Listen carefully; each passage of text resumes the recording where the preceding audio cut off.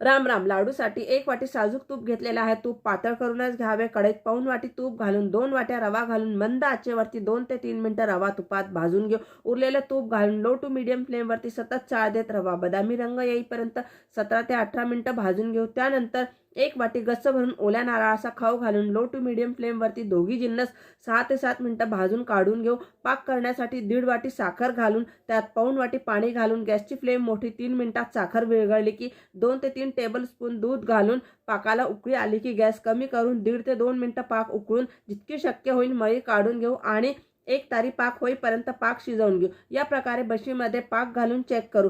गरम पाकात मिश्रण घालून मिक्स करून वेलची पूड बेदाणे घालून मिक्स करून झाकण ठेवू. अर्धा पाऊण तास असेच ठेवून दर 15 मिनिटांनी रव्याला मिक्स करून घेऊ. पाऊण तासानंतर लाडू वळायला घेऊ. मिश्रण एकजीव करून लाडू वळू. वरती बेदाणा आणि पिस्ताचे काप लावू.